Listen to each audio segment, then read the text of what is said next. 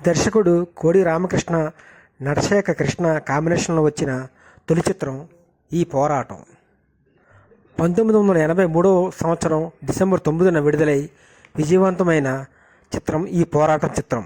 ఈ చిత్రాన్ని SR films బ్యానర్పై ఎస్ రామచంద్రరావు గారు నిర్మించారు.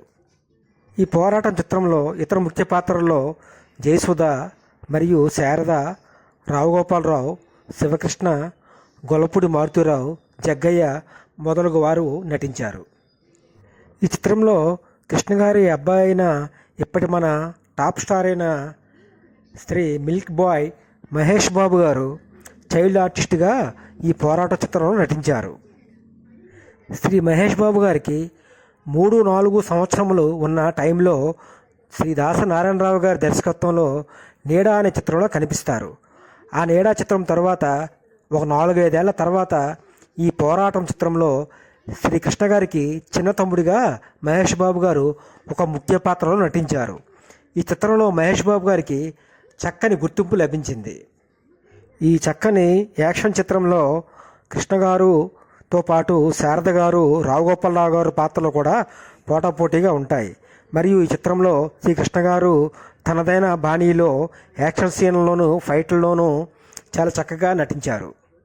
ఇక ఈ చిత్ర విజయాన్ని గమనిస్తే 4 కేంద్రాలలో డైరెక్ట్గా 50 రోజులు ప్రదర్శింపబడిన చిత్రం ఈ పోరాటం చిత్రం.